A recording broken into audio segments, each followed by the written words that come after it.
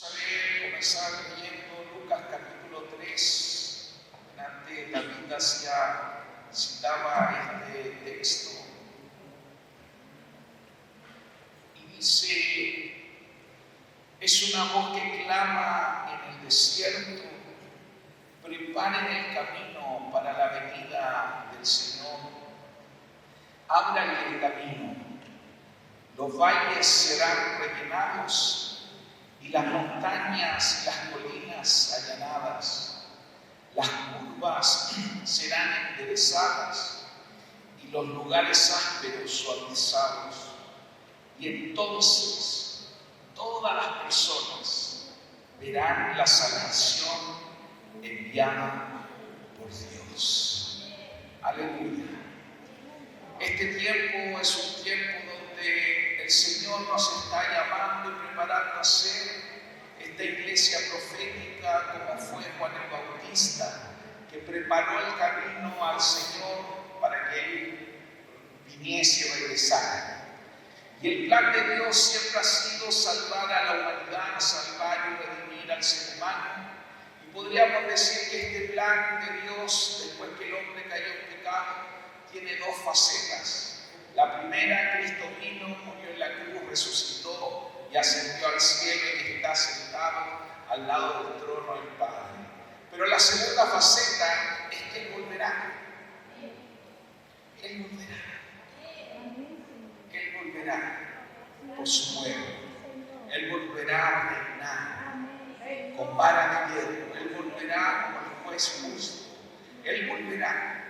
Y por eso nosotros entendemos que también este tiempo profético que nos está tocando vivir es un tiempo en el cual la iglesia tiene que ser una iglesia que prepara el camino al Señor, que se prepara y que prepara a otros, que como dice esta palabra, allana el terreno, endereza las veredas y va derrumbando y derribando los pecados internos y externos. A eso Dios nos ha llamado, a eso Dios quiere de ti y de mí.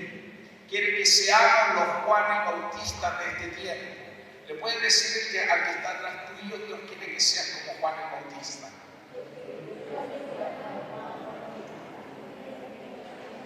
Por eso la palabra del Señor dice que el Señor va a venir a buscar a su novia. Y va a venir a buscar una novia ataviada con su traje limpio, con su traje de novia sin arrugas, sin mancha ni cosa parecida. Por eso, cuando hablamos de preparar el camino, estamos hablando de santidad. Estamos hablando que el Señor quiere un pueblo santo para Él. Jesús en su palabra dice: sean santos porque yo soy santo. La palabra de Dios dice que sin santidad nadie verá a Dios. Y por eso la santidad es algo que tenemos que entender, comprender, vivir y anhelar por la gracia de Dios. Porque por la gracia de Dios sí podemos vivir en santidad, sí podemos tener matrimonio santo, sí podemos tener familia santa, sí podemos ser santos, porque santo es lo que Dios quiere. Y Dios no nos hubiese llamado a hacer algo que es imposible. Dios no nos hubiese pedido algo que no se puede hacer, porque si no, Dios sería un Dios cruel, un Dios que estaría jugando con nosotros. Pero Dios no juega, Dios nos pide algo que es posible a través de su Espíritu, a través de su gracia. Ser santo. Diga: yo soy santo por medio de Jesucristo y de su sangre. Proclámelo para usted mismo. Yo soy santo, santo, santo. Santo básicamente significa apartado para Jesús, consagrado para Jesús, viviendo para Jesús, siendo, como digo yo muchas veces, con Jesús en la vena, al hueso, como decía delante nuestra hermana Heller, siendo radicales en nuestra vida. Eso es ser santos. Y Dios está preparando a su novia para ser santos. Amén. Por eso este tiempo que el Señor quiere de nosotros como iglesia, básicamente tiene tres aspectos que la iglesia, tú y yo, nos tenemos que mover como novia. Y esta es la clave, este es el camino, por aquí debemos marchar. Primero, con intimidad. una novia que entra en intimidad, no solo un día, no solo un par de horas el día domingo, sino que todos los días de la semana busca tener intimidad con su esposo, busca la intimidad del Rey, busca conocerle, busca escucharle, busca saber lo que Él tiene para ti, para mí, como iglesia. Una iglesia que no entra en intimidad va a ser una iglesia que no va a entender estos tiempos. Por eso, cuando hablamos de orar, de leer la palabra todos los días, de humillarnos, es esto. Una iglesia que entra en intimidad con el Cordero, una iglesia que empieza a escuchar al Señor, no solo una vez, no solo un día especial, sino todos los días, que en su trabajo, en lo que hace, donde se mueve, está escuchando a Dios, está obedeciendo lo que Él dice. Por eso la característica de esta novia de estos tiempos es la intimidad. Lo segundo es la comunión, porque la iglesia, la novia de Cristo, no es un individuo, no es solo una congregación, es el pueblo de Dios. Por eso ya hace años Dios nos empezó a hablar de la unidad, nos empezó a hablar de la novia de Cristo, nos empezó a hablar de lo que significa ser iglesia. Y por eso esto no se hace individualmente, esto se hace en comunidad. La novia que espera al Señor es una novia que entra en comunidad, que vive en comunidad, que aprende a vivir en comunidad, que aprende a no caminar solo, que aprende a correr con otros, a estar con otros, a caminar juntos, a exponerse a otros, a pedir ayuda a otros, a ayudar a otros. Eso es. No es una iglesia individual, no existen los llaneros solitarios, no existen los yo y Dios. Esos yo y Dios para este tiempo no van a servir, estarán fuera del cuerpo. No quiero hablar de las palabras que se les dice, pero hay muchas palabras que Jesús habla de estas personas, mutiladores del cuerpo. Por eso la iglesia y la característica de esta novia de estos tiempos es la comunión, es la unidad, es la familia, es la iglesia. Y la tercera característica de esta novia que prepara el camino al Señor es una iglesia comprometida con la gran comisión, comprometida de ir y hacer discípulos, comprometida de ir con un sentido de urgencia para que ninguno se pierda, sino que para que todos procedan al arrepentimiento. Una iglesia que predica a tiempo y fuera de tiempo, una iglesia que está en constante renovación diciendo a otro: ¡Hey, Cristo viene! Porque al igual que en los tiempos de Noé, Cristo vendrá. Y es cierto que en los tiempos de Noé muchos se burlaron, porque como un hombre en medio del desierto, donde no había lluvia, estaba construyendo un arca. Pero nosotros, como la iglesia profética que tenemos que ser, tenemos que hablar, tenemos que creer, tenemos que tener un sentido de urgencia, de decir: Cristo viene, Cristo viene.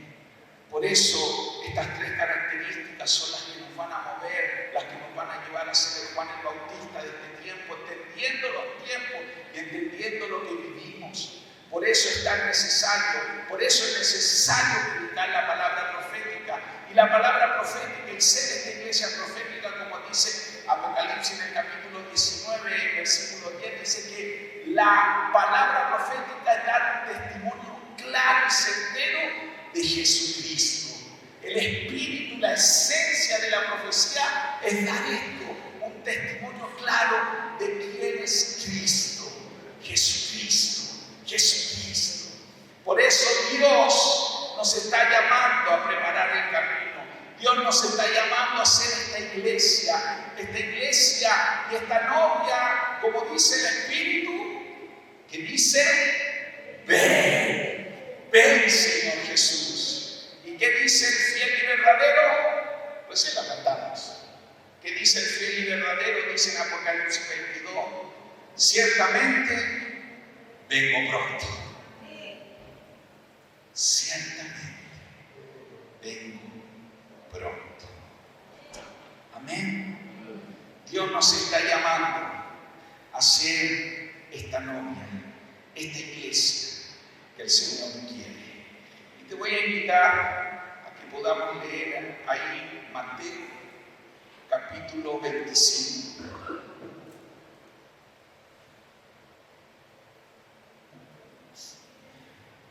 Vamos a leer del verso 1 al 13, que dice: entonces el reino del cielo será como 10 damas de honor que tomaron sus lámparas y salieron para encontrarse con el novio. 5 de ellas eran necias y 5 sabias.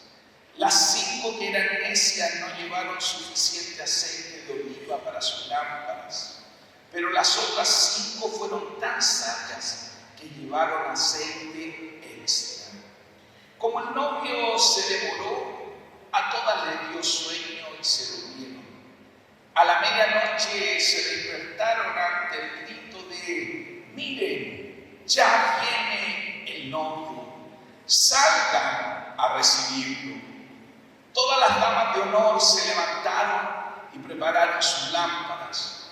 Entonces las 5 necias le pidieron a las otras: por favor, denos un poco de aceite porque nuestras lámparas se están apagando. Sin embargo, las sabias contestaron: no tenemos suficiente para todas.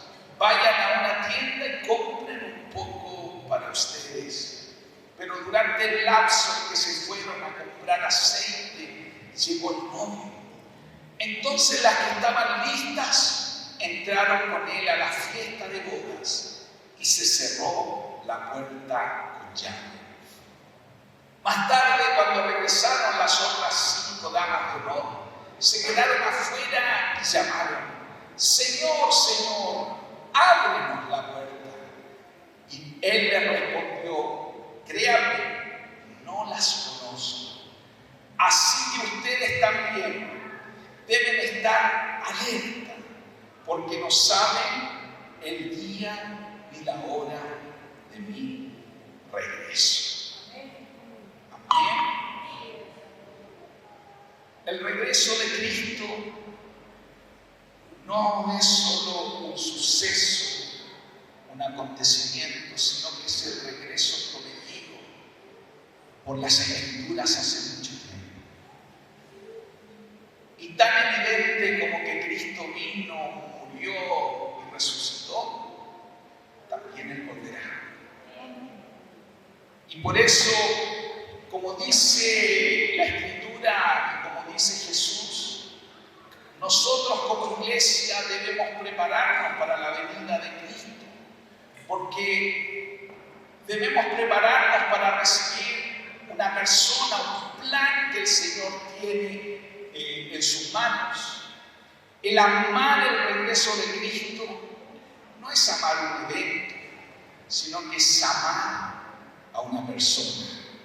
Por eso, en su último sermón público que Jesús hizo, aquí en Mateo 25, Jesús dice algo. Jesús dice que la mitad de la iglesia estará preparada y la otra mitad no. Dice que habrá un sueño general. En los últimos tiempos habrá un adormecimiento. Cuando hablamos de sueño, no es que te esté quedando dormido aquí en medio de la predica mía. El sueño es cuando la iglesia empieza a bajar sus parámetros. Cuando la iglesia empieza a estar preocupada de otras cosas en vez de lo que Dios llama. Estar en sueños cuando las prioridades las cambiamos en nuestras vidas, en nuestros hogares, donde a lo malo se le empieza a llamar bueno y a lo bueno se le empieza a llamar malo. Ese adormecimiento es algo que a lo mejor estamos viviendo, donde la iglesia, muchas veces nosotros no entendemos, y cada vez más esa noche oscura se va a ir haciendo más oscura. Por eso el temor del Señor tiene que estar en nuestras vidas, hermanos. Porque la Escritura, yo la creo con todo mi corazón, que se va a cumplir cada palabra, cada tilde, cada coma. Y por eso, en este sueño general que vendrá sobre todos los cristianos, habrá una voz que despertará a la iglesia. Habrá un grito que despertará a la iglesia. Y ese grito dirá: aquí viene el esposo, aquí viene el novio, salgan a recibirlo. Ese mensaje, esa voz clamando, será la que despertará a la iglesia. Y a los que están listos y han estado esperando, saldrán. Por eso, por muchos años, y aquí los que quizás han sido evangélicos antes y han recibido, muchas veces se habló de la segunda venida de Cristo. Y la segunda venida de Cristo parecía que daba más miedo que nada. Porque la segunda venida de Cristo era como: tenemos que guardarnos, tenemos que encerrarnos, porque Él vendrá como ladrón. ¿Cuándo viene el ladrón? No sé, pero hay que estar despierto. No te duermas. A ver, mira que está al lado tuyo. No te duermas. No te duermas. Y había que estar así, casi. Algunos están enfermos de los nervios porque no dormían. Pero yo ya expliqué la semana pasada, y si tú quieres volver a leerlo, Primera de Tesalonicenses, capítulo 5, dice que Jesucristo vendrá como ladrón en la noche para todos los que viven y andan en tinieblas, para los que dicen paz, como en los tiempos de Noé, para los que se casaban, disfrutaban y no creían que el diluvio vendría. Para esos el Señor vendrá como un ladrón en la noche. Quizás los que están acá pueden pensar y decir: yo no creo lo que está diciendo el pastor. ¿Por qué el pastor está hablando de esto? Hermanos, no apaguemos al Espíritu, dice también Tesalonicenses, Primera de Tesalonicenses 5, porque el apagar el Espíritu es menospreciar las profecías. Y Cristo vendrá.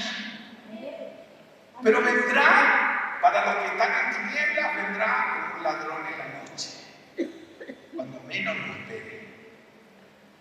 Pero para los que esperamos al novio, para los que anhelamos su venida, Él vendrá como un esposo.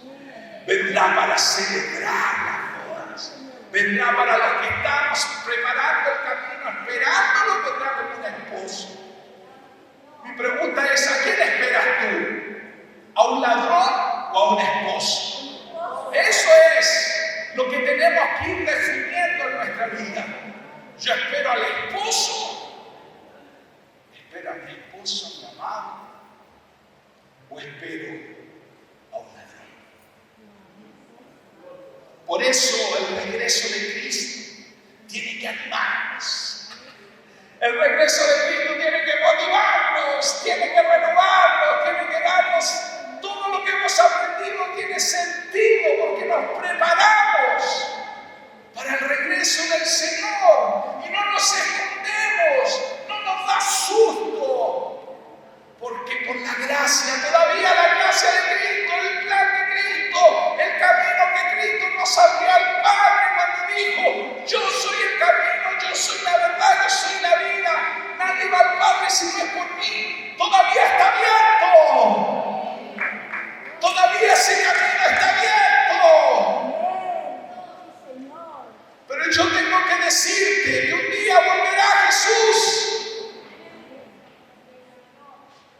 ahí ya se cerrará la puerta. Mucha gente quiso entrar al arca de Noé, gritando: ábrenos, ábrenos. Pero ya era tarde. Hoy es el día. Hoy es el momento. Por eso la segunda venida de Cristo nos anima a arreglar cuentas con el Señor. Una de las características que va a tener la iglesia, yo no entendía, le hablaba a mi esposa, le he hablado ya hace años de esto. ¿Por qué no le tengo miedo a la muerte? ¿Por qué hablo de la muerte? En mi círculo íntimo hablo mucho de esto.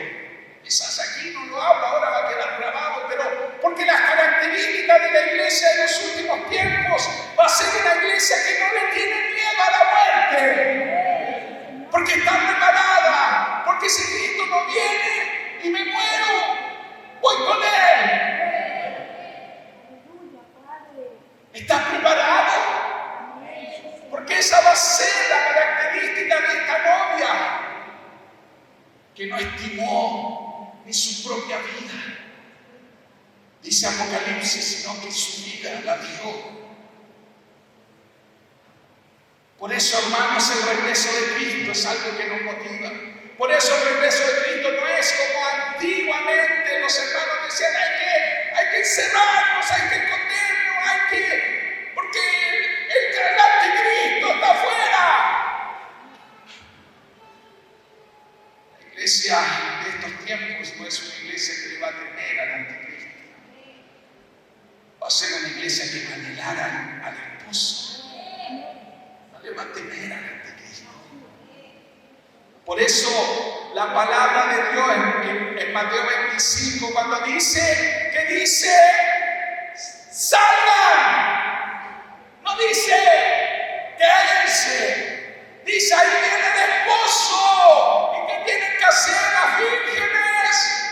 Salir, salir, salir, salir. A eso Dios nos está llamando, a salir, no a entrar, no a encerrarnos, no a quedar paralizados, no a decir: si Cristo viene, no hago nada. Cristo viene, por eso hago todo. Porque si no, no tiene sentido lo que cantamos, lo que decimos. Gastaré mi vida. ¿Cantaste esa canción? ¿Estás gastando la vida tuya?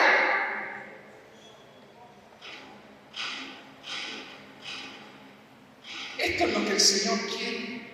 Por eso, cuando vemos este mensaje de Mateo 25, claramente la característica es que Jesucristo volverá. Jesucristo físicamente volverá. Como vino cuando nació en una virgen, Él volverá de nuevo. No volverá como un cordero, volverá como un león. Él volverá. Jesús volverá. Y por eso en este tiempo nosotros tenemos como las gotas, como el rocío del reino, de su presencia. Por medio del Espíritu podemos palpar y tener intimidad.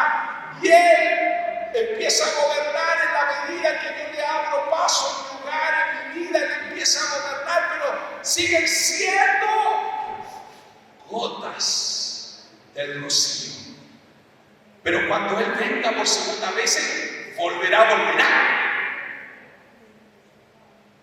Y todo ojo le verá, y toda rodilla se doblará, y toda lengua confesará que Jesucristo es el Kyrios.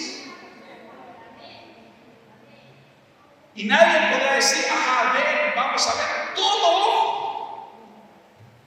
se escuchará. El novio viene. Y los que lo esperan saldrán al encuentro. Entonces Jesús volverá.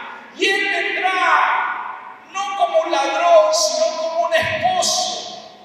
No es el mensaje que otras generaciones hablaban y predicaban, que Él vendría como un ladrón. Su característica es que la profecía de Jesús se está cumpliendo y que la voz es sobre el amado que regresa. Eso es lo que se está escuchando. El amado vuelve a buscar a su novia, porque estamos cerca de las bodas del Cordero, de un casamiento donde Cristo se casará con su novia, que somos nosotros, su iglesia. Esto es lo que se escucha. Por eso, la tercera característica de Mateo 25 dice que salgan a recibirle. No habla de esperarlos encerrados. Dile al que está al lado tuyo, no te encierres. No te encierres. Dios no está esperando que nos encerremos, sino que por el contrario, el mensaje y entender que si estamos esperando a Jesús, es una actitud activa, es una actitud pública, es una actitud que nos saca de este gimnasio, de estas cuatro paredes y nos hace decir a las multitudes: ¡Maranatá! ¡Cristo viene! Por eso los heraldos de este tiempo, los mensajeros de este tiempo, tienen una actitud diciéndole a la ciudad: el rey volverá, el rey viene. Porque esto es preparar el camino. Dice Mateo 24:14. Dice: y será predicado el evangelio del reino en todo el mundo, para testimonio de todas las naciones, y entonces vendrá el fin. Por eso esto es lo que nos debe incentivar a que cada tribu, cada etnia, orar, predicar a tiempo y fuera de tiempo, entendiendo que esto es lo que el Señor anhela de su iglesia, que esto será la característica de la iglesia. Por eso, queridos, debemos amar su venida. ¿Me escuchan?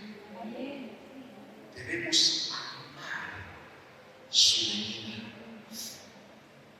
Habrá dos clases de personas en los últimos tiempos: los que aman su venida y los que no la aman.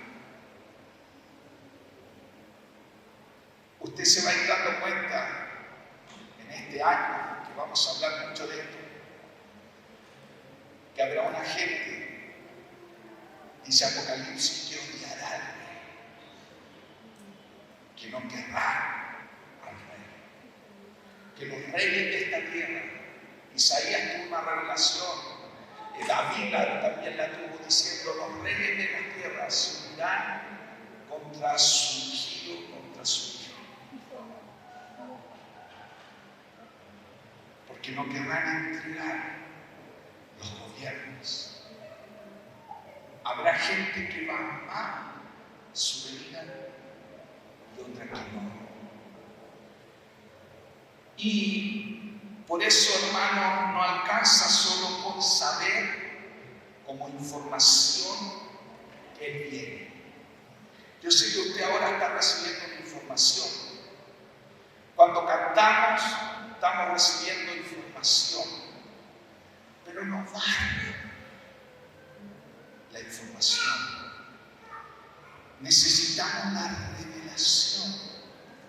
Necesitamos amar la venida de Cristo. Porque por algo la palabra de Dios dice que el amor es la clave. El amor echa fuera el temor. Si usted, cuando me está escuchando ahora de la segunda venida de Cristo, se llena de temor, hay alguien que le está engañando. Hay alguien que quiere que usted tema. Porque cuando usted tiene miedo a morirse, tiene miedo a que se le muera alguien, tiene miedo, etc., ese enemigo tiene el control. Pero la palabra de Dios, volvemos a la palabra profética, dice que el amor, el perfecto amor que es Cristo, echa fuera el temor.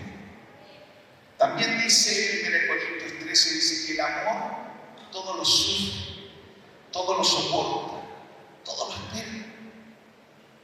Por eso esto tiene que ver con amor. Por eso tiene que ver con amar su venida.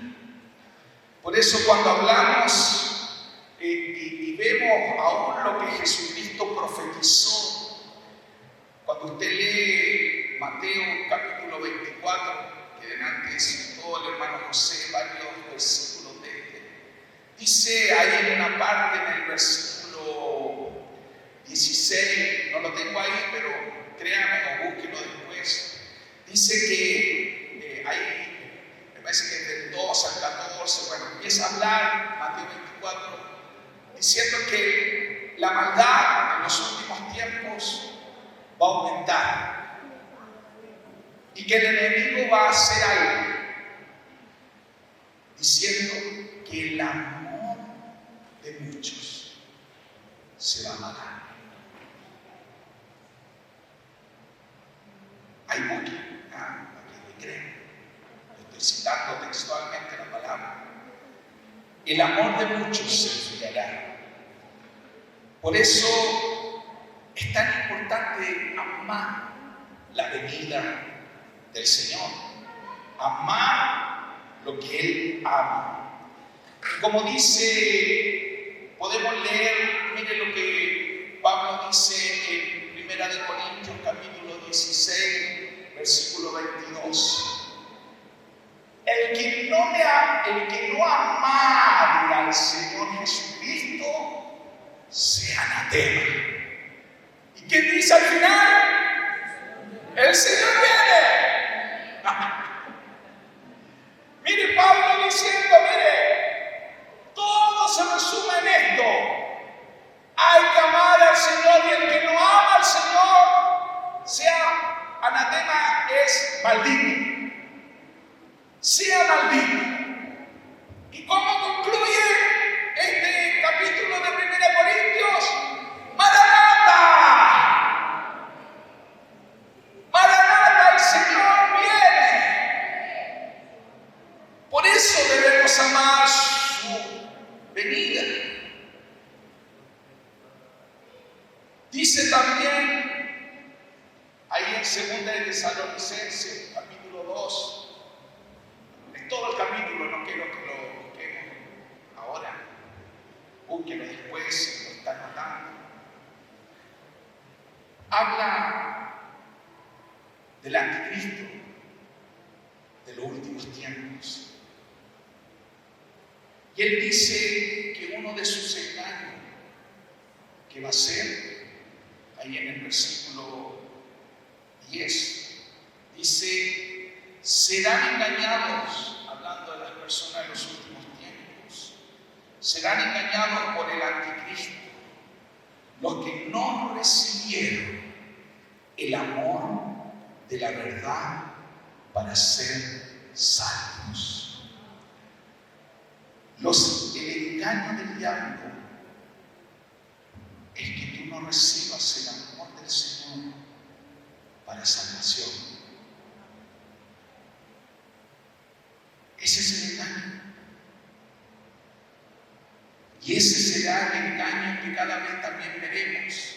Porque aunque la maldad va a aumentar y sí aumentará, la gracia también se aumentará. Y esto es lo que veremos. Por eso Pablo deja claro que el secreto para pelear la batalla, acabar la carrera y guardar la fe es amar su venida. Dice ahí en 2 Timoteo capítulo 4, versículo del 6 al 8, dice: cuanto a mí, Mi vida ya fue derramada como una ofrenda a Dios. Se acerca el tiempo de mi muerte. He peleado la buena batalla, he terminado la carrera y he permanecido fiel. Ahora me espera el premio, la corona de justicia que el Señor, el juez justo, me dará el día de su regreso.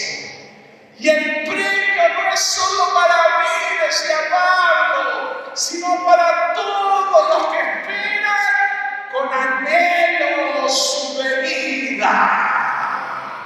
¡Aleluya!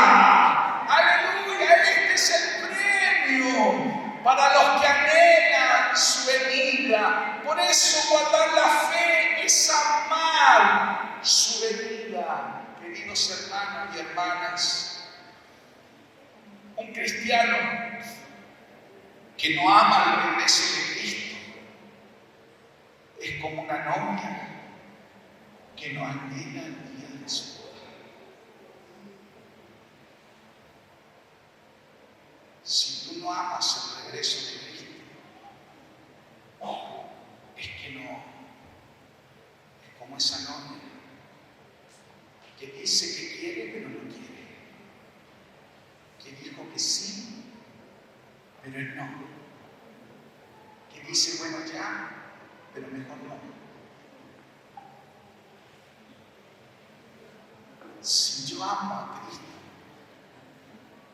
es porque anhelo su venida. Amén. Tommy, no sé si puedes dejar a tu bebé por ahí con alguien.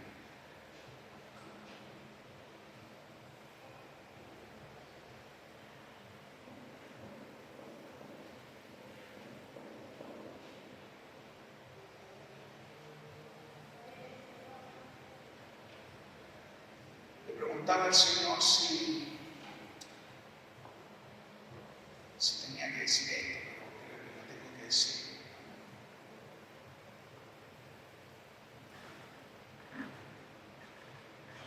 Cristo, cuando vino la primera vez, nadie lo celebró. Dice que cuando lo celebraron los ángeles que cantaron en esa noche, ¿cierto? Y los pastores escucharon el cántico de los ángeles diciendo, bienaventurados, pase la tierra, pase, como es, pase, como es los villancicos de ella lo conocen, que cantamos, pase a los hombres en la tierra.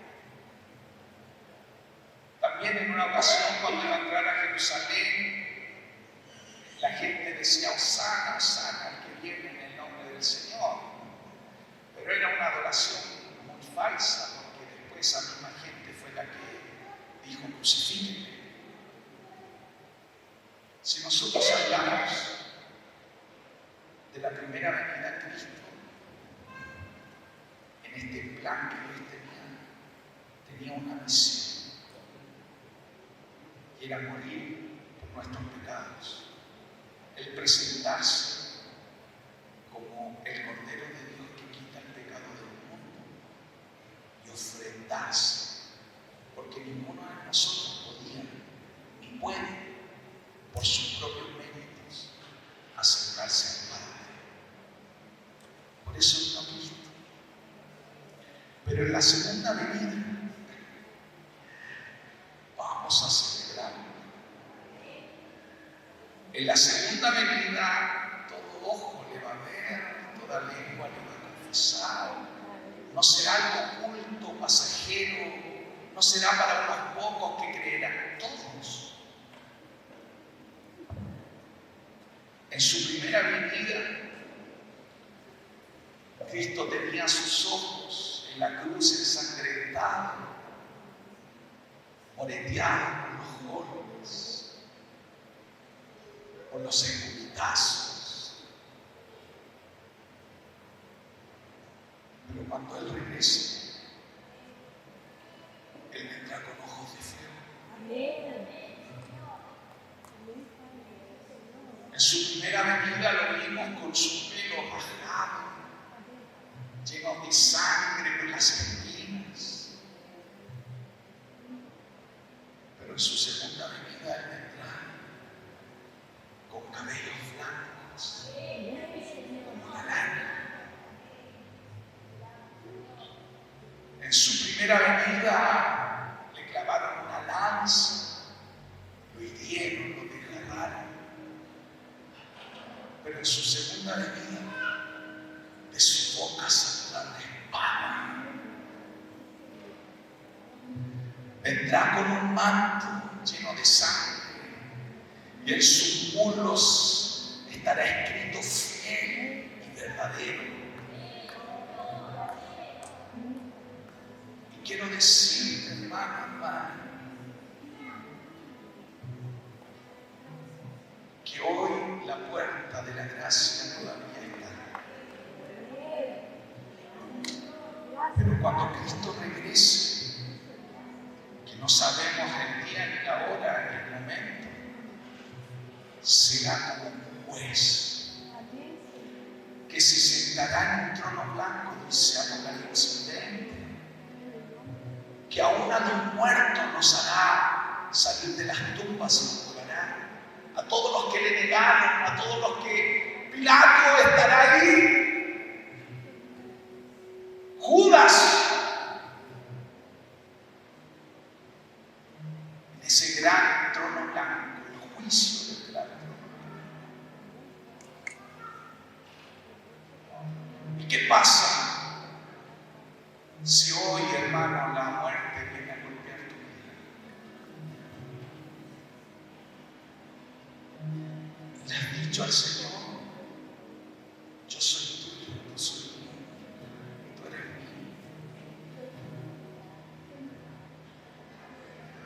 Y esto es lo que el Señor ponía en mi corazón, que hoy, algunos de ustedes tienen que decir: yo quiero entregar mi vida a Jesús. No sé cuántos días de vida me quedan. Quizás son 20, son 30. Quizás son minutos, será. Solo te puedo decir algo. La gracia del Señor está aquí para perdonarte, para limpiarte.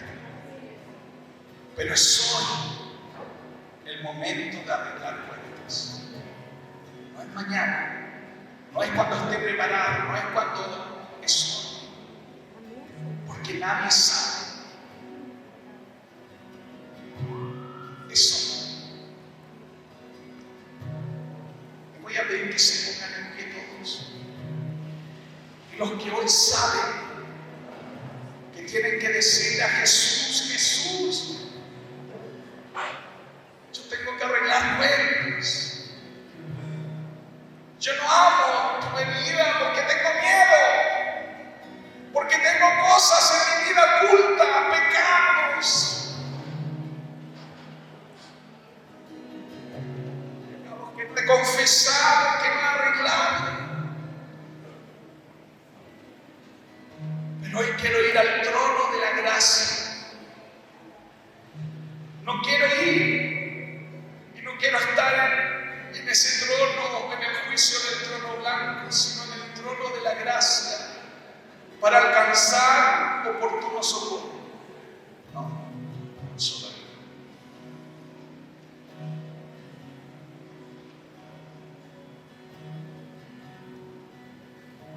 Así que cierra un momento tus ojos.